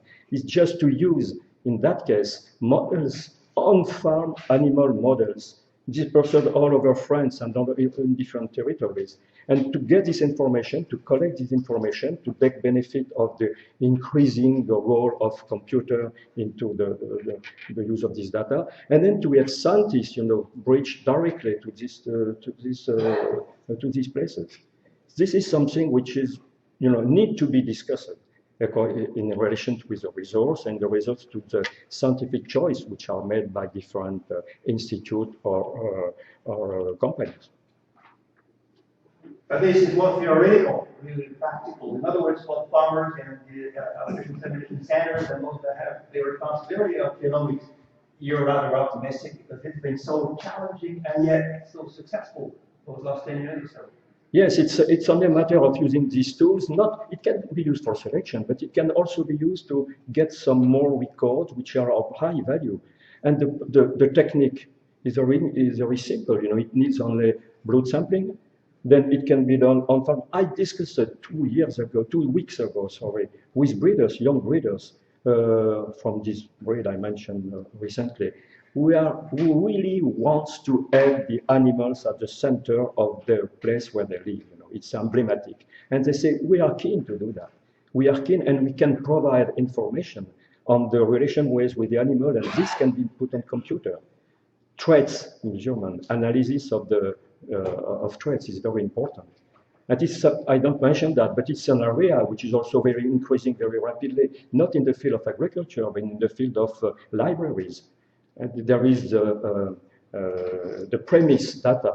Premise data is an assembly of major national libraries. What was the question? How can we collect, order, make accessible, understandable a lot of data from books, of course, but metadata, not only written, but images, video, all this, and in open source, how can we make them accessible to the community internationally? And how can we also, in that situation, consider practically the question of rights? Thank you, Jean-Paul. There is a question there. Yes, this gives me the opportunity to stress one very fundamental character of epigenetic studies now. In contrast, please say your name, please. My name is Mounolou. In contrast with the Lysenko times, the major difference in my eyes is that our colleagues work on facts with hypotheses. From facts, they derive interpretations and uses, which is basically different from what was taught at Lysenko times. At that time, interpretation and uses were imposed on facts. I think this is a major progress made by our colleagues. Thank you. Okay. No comment. Yes, just one comment. I did not mention there is a very sensitive issue in what I have said, is the transgenerational transmission. Is it possible from the basic point of view that this imprints remains not one generation when it comes from the father, not only 2 generations when it comes from the mother, from the cow, but more and more and more generation. It is possible that if it's more and more generation, it remains only epigenetic, or it is related to a mutation, and so it becomes genetic. We don't know. It must occur. It occurs in plants because of the high importance, the prevalent role of transposons. In animals, it very probably rare, but it can occur, and we don't know. I think we don't know. Well, what I think is that I just read the very last paper of the group of editors, who is really one of the leading scientists in epigenetics. Okay, there is another question there. Be concise, please. Yes. Again, our colleague from Romania spoke about cost research for the wheat. You mentioned 2 kinds of testing animals, progeny testing the old time, and genomic testing actually? What is the cost of, what was the cost of project testing a bull? What is now the cost of the cost. Well, the cost has been reduced by, I have noticed this, I think it must be by 5 or 10 times. Much, and if you consider the time, it's much more because it's quicker. Any other question? Okay, thanks a lot, John. Now we have the next presentation, the last presentation from Professor Lisa Sonneby-Fors. She is president of the Swedish Royal Academy of Agriculture and Forestry. It's her background was in forestry and bioenergy. She was vice chancellor of the Swedish University of Agricultural Science, and she sat in numerous committees, institutionally and internationally. And she will present a lecture on future agriculture in the minds of the next generation. Please, thanks. Thank you very much. Yes, I think that I am now the last speaker of a long day today. I hope I can keep you awake in these last presentations. I'm very honored that you asked me to do the last one, because I think that this is not always easy. Just before lunch and the last one is difficult. My presentation is not a very scientific one, but it is a very, very important aspect of what we have been discussing here today, and what all our academies are very much occupied with. And that is the future generation of farmers, the future generation of scientists in the agricultural area. And in Sweden, we have started a program to take care of that a little bit more than we did before. And the background for my presentation is actually that in 2013, we celebrated 200 years of the Academy in Sweden. And as part of the celebration, we asked 25 young students in the end of their education to come up with some future scenarios. They worked very hard for almost a year, and the result was presented as a stage performance, as a play, at one of the celebration occasions. It was very, very much appreciated, and you can find the report of this on our website. As a consequence of this, 12 young students and practitioners full of expectations gathered at the Royal, let me see if I can do this, yes, at the Royal Swedish Academy of Agriculture and Forestry in Stockholm, and they were to participate in a case event called Unique Challenge. A case event is a pedagogic model for solving problems. The event takes place during a short period of time. It could be days, it could be even hours in some cases. The idea is that people work together in groups made up by members whose knowledge and experience are complementary to each other. The groups are allowed to use the internet, and they can also talk to experts sitting nearby. The case event is then judged, and there is a winner selected among them. The case event this time focused on widening the perspective and finding the path to a sustainable use of natural resources. The participants came up with 4 different case solutions based on new thinking and a belief in the future. And the viewpoint was that everything should take place in 2050. That is when today's 20-25-year-olds are going into their retirement. What would the world look like at that time? The climate change was the theme for the first case, and they tell the story about the young Matteo Ricci, who came to Sweden as a climate refugee in 2043. His family farm in Toscana, with major olive plantations, burned in a big forest, and his family went bankrupt. In Sweden, at the same time, in the middle of Sweden, in a city outside of Karlstad, a young woman called Elsa ran a conventional farm growing buckwheat, quinoa, and lenses.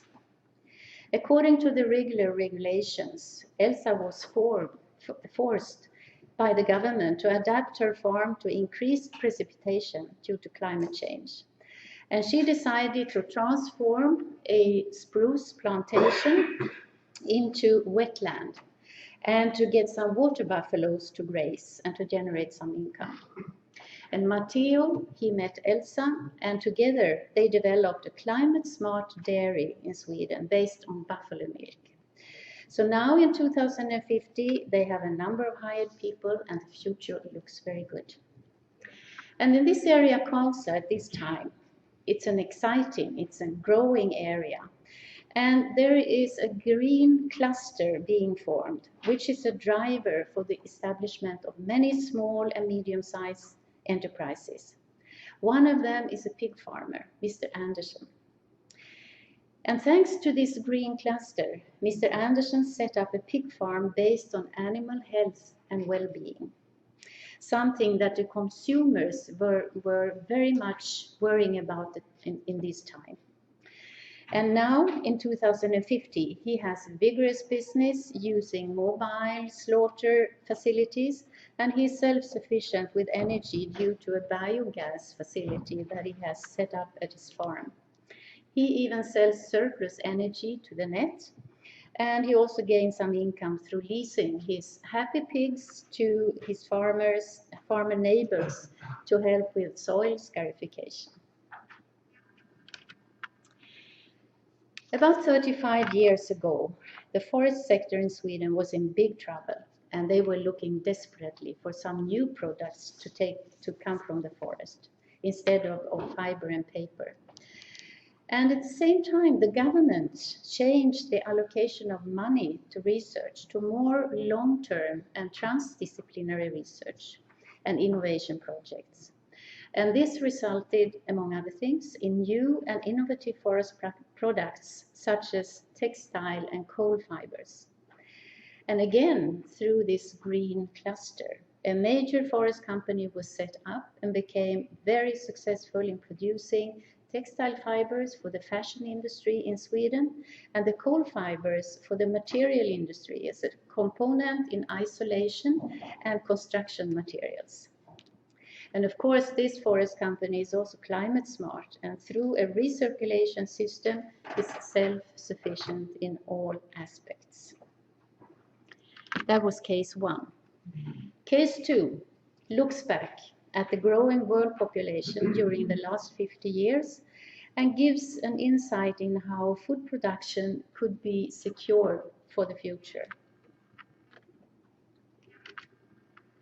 Now we are at a farm along the Swedish west coast where the winds are very strong. In order to protect the crops from the hard winds along the coast, long alleys of trees and bushes have been planted. The main product at the farm is perennial oil seeds used as biofuel for the machinery at the farm. The byproduct from the oil presses goes to feed the neighbors' cows, who in return graze at the grasslands of this farm. So collaboration with your neighbors is very important at this time and at this farm and the area. And all farmers collaborate, and most of them have crop rotation models involving both annual and perennial crops, as well as legumes and grasslands. But it's not only that, it's also technical innovations are needed. And in order to develop the very climate smart and sustainable cultivation models, a lot of research have been needed. And one of the things that the agriculture techniques used in 2050 is different from that we had in 2015. And a common feature is that the machinery are much lighter. A major problem 35 years ago was the heavy packing that was caused by the big machinery. The soil packing was a big, big problem.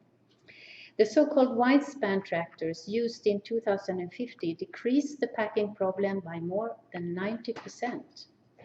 And also the now popular precision farming helps to keep the need for fertilizers as low as possible. Field robots with several different tools takes care of the weed problem, and the farmers use satellite pictures to identify which type of treatment is needed where in the fields. Agriculture has now become high-tech, and skilled personnel is needed to manage the medium-sized farms. Waste from the sewage plants are used as fertilizers in closed loops, and after proper treatment, the dry part is used in rural agriculture, and the wet phase is used in city farming and in aquaponics. Case 3 is about a milk farmer. He was about to sell his farm. There was no future at all in running a milk farm. But this farmer, he had a vision. He wanted to cooperate with other people, not with his farmer colleagues actually, but he wanted to work with the immigrants. And he volunteered to become a contact person for refugees, and he invited them to come to his farm. And that was the start of the rethinking of the whole agriculture and the milk farm. Instead of focusing only on the production, he was asking, what does the consumer really want? And many of the immigrants that came to this milk farm came with experience from their homelands and their cultures. And many of them was very shocked to see how much of the farm production that was actually not utilized at all. Everything must be used for something. So several small niches were identified, and the economy grew, and the circular system was developed between the farm and the other actors in the sector. The farm even became long-term sustainable certified as a pioneer in this area, and the milk farmer was very happy. At this time in Sweden, again, we come back to politics, and this time it's about science and politics and how they, at this time, intensified their collaboration. And that resulted in better understanding of the potential of plant breeding, and finally, the ban on GMO was gone. This promoted the development of new and improved crops, better adapted climate change, to climate change, and more resistance to pests and diseases. A warmer climate also left the livestock in the grasslands all around the year. They didn't have to go inside during the winter time, thereby promoting the biodiversity, and the barn could be rebuilt to contain a shrimp cultivation. And the feed for the shrimps were waste from the vegetable production of the farm. Now we come to the fourth case. And this is about how we went from the catastrophic predictions in 2015 to a sustainable society for us all in 2050. And in this case event is described 9 basal conditions for sustainable use of natural resources.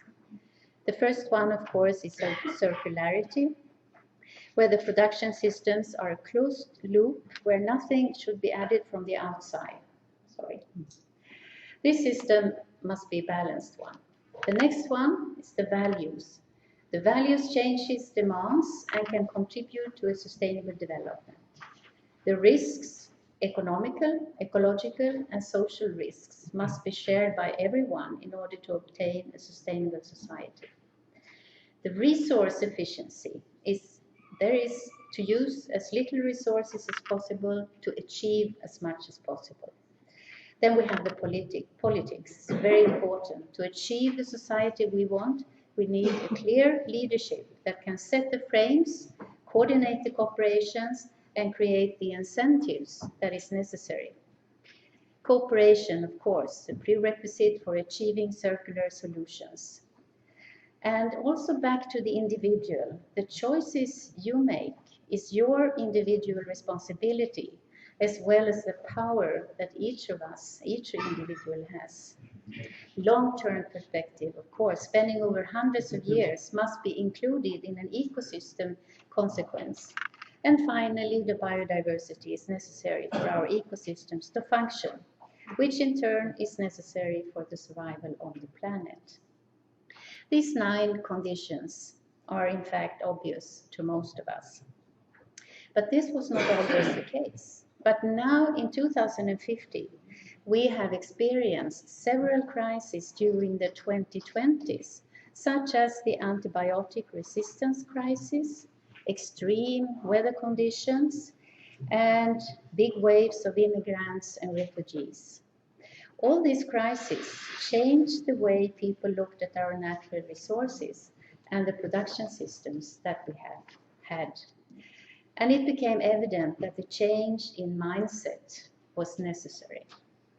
So this was the 4 case solutions that the young people come up with. And if you look at the conclusions of this, you can read the text there. It says that the climate change, the first one, that was actually the green cluster around this city in the middle of Sweden that was the most important thing for all the things that happened around there. There were incentives, there were possibilities to investigate in future things. The next case was more with how can we feed the growing population? We cannot just think about ourselves, but we have to take care of the rest. We are a global community and we need to work together to come to that sustainable development. And we also need more research and new and innovative ideas and techniques. The case 3 was the social innovations. Include everybody in what we are doing and doing it together, use the different expertise, the different experiences and knowledge that we have around the globe and come to the best solution when it comes to a sustainable society and agriculture. The 4th one is actually what we have been talking about here. It's the circular economy, it's the bioeconomy, it's making use of the waste and use everything that we can that we need in the best way possible.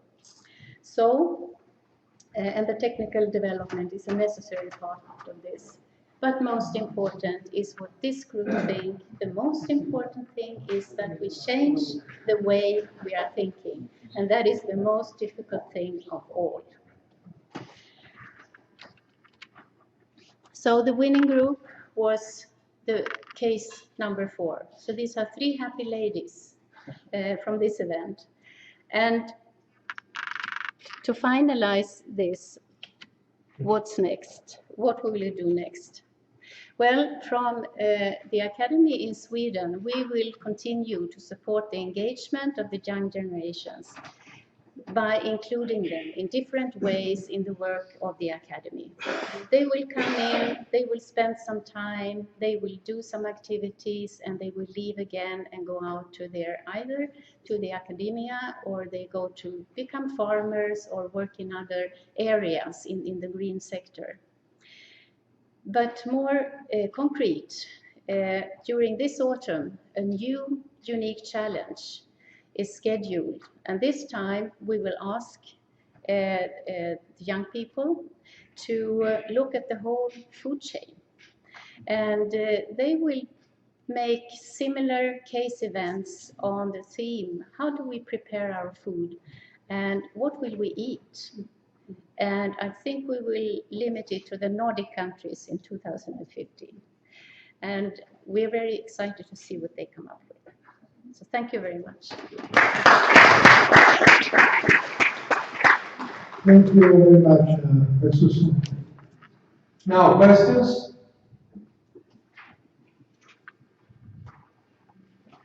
Please.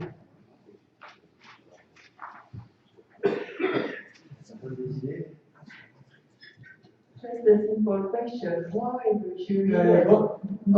The notice, Which please. yes, French Academy of Agriculture. Yes, just why the jury has chosen for what were the criteria?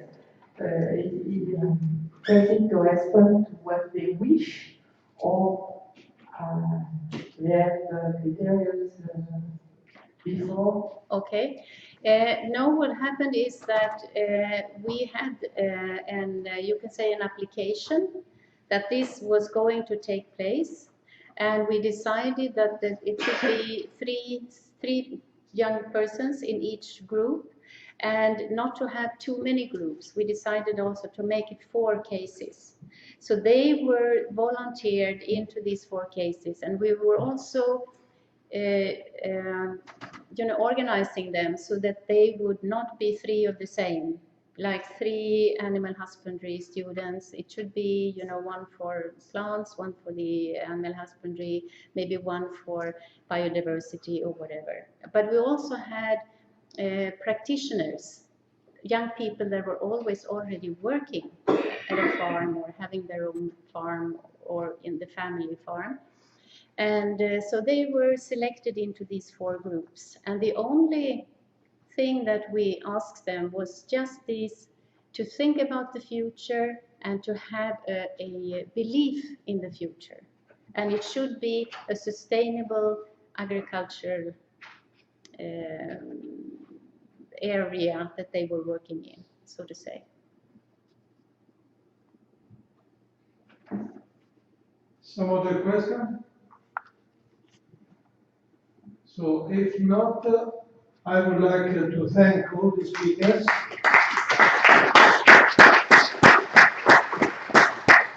And even the participants to this session of the afternoon. And I would thank, because we are at the end of the meeting, our big organizers of the meeting.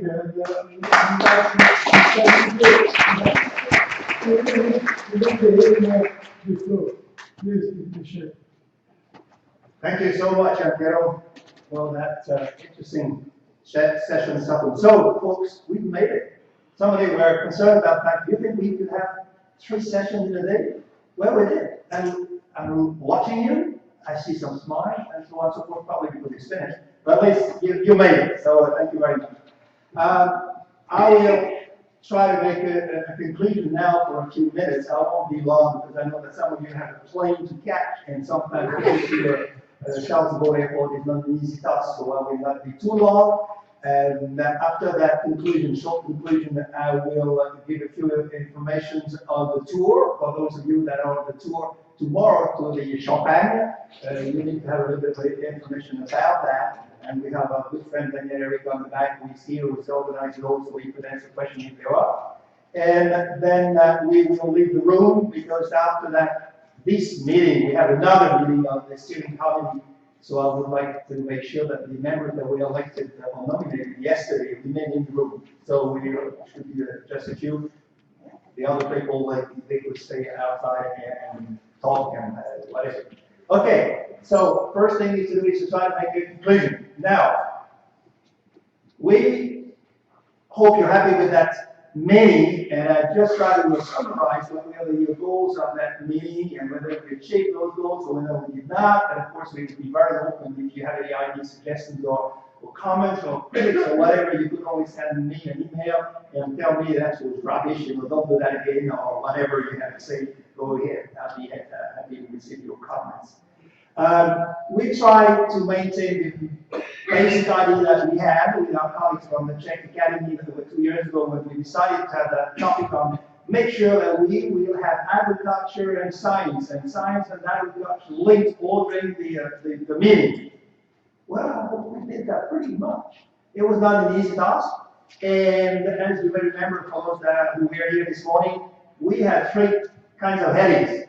The first was to try to have a continuation in history, starting with the past, looking around for the present, current, and what will be the future. Now, have we met this challenge? I think we pretty well did it.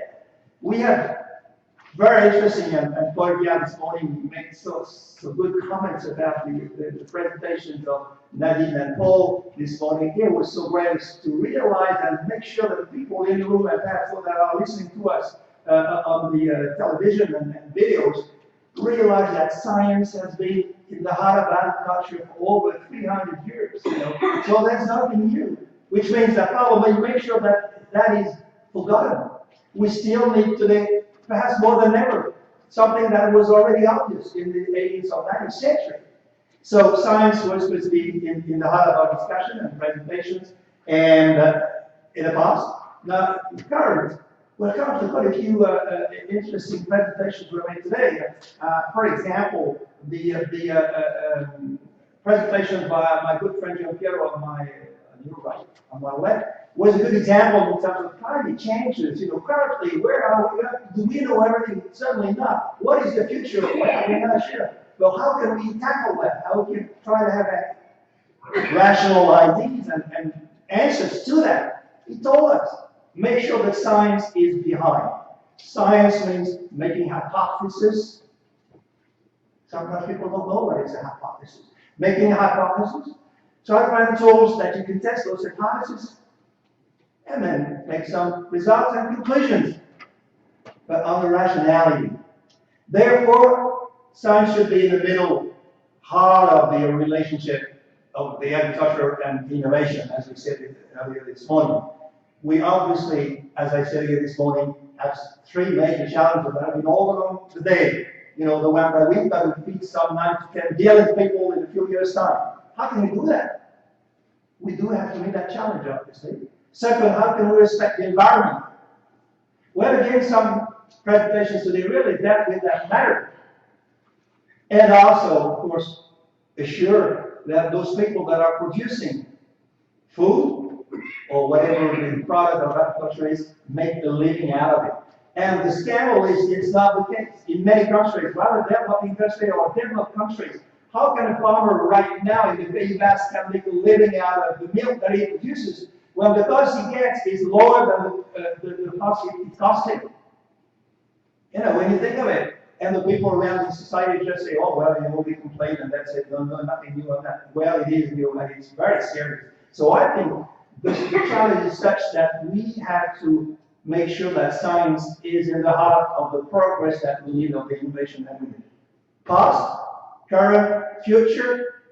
I think that it was clear enough that those last presentations by Agnes, by Jean-Paul, or by Lisa was very interesting. I could see here from some of the French Academy, you were interested in the way the Swedish friends tackled that problem. It was very good. But technically, on the scientific basis, what Agnes and Jean-Paul have noted is something that obviously creates problems in the society.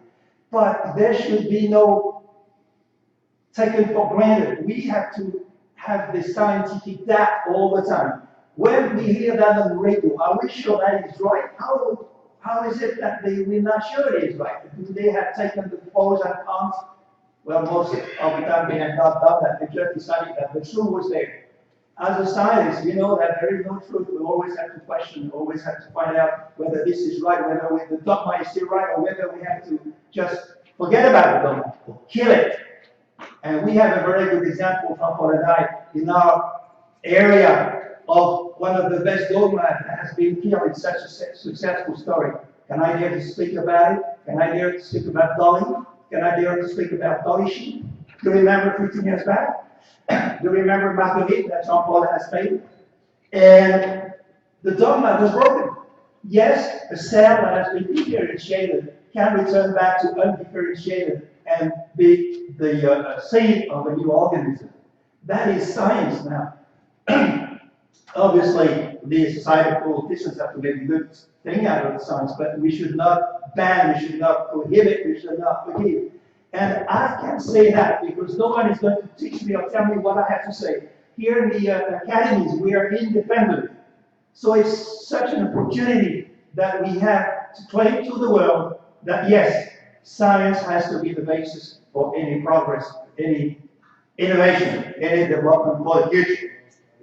So we have those two headings, which were past, present, and future. We have the second one, which was the disciplines. And as we have seen this today, as a matter of fact, the next 3 sessions, that there are various disciplines that are very much involved.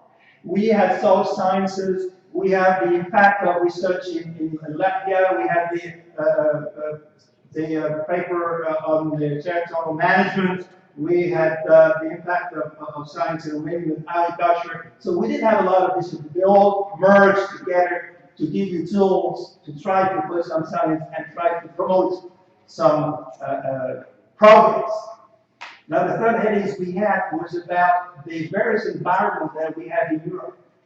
Now we have to remember that we go from north of Sweden to the south of Romania or south of Greece, and from Brest, the western part of France, to Georgia, like our friends from Georgia are there. And we had, I think, quite a few good examples of what is being done from north to the south, from the Swedish culture to the Romanian approach, from the Libyan to the Spaniard, as we talked a little bit yesterday.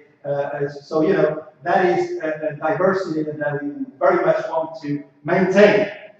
So, in conclusion, ladies and gentlemen, usually when you're in the scientific world, it ends up of we need money. And yes, we do. And I'm sorry to be very, very common in saying that, but I'm sure that every one of you, and there's a possibility to talk to the politician. I have heard, I think I'm not wrong, that there might be some election in the future in some of the European countries in 2017, and make sure that research is in the mind of those people that are trying to win an election. So I will stop here. I think we have a half day. We have a meeting for the European Union of this Academy for Science Applied to Agriculture, Food and Nature. We try to do our best. Now the French have the presidency for 2 years, and I know that the members of the steering committee are very dedicated to try to do things of interest, and we have to approach particularly the European Union instances like the Commission or at the Parliament to try to make sure that in the future the decision of the European Union might listen to what we have to say, to what we have to propose, to what we have to suggest, which will always be based on sound science. Thank you very much.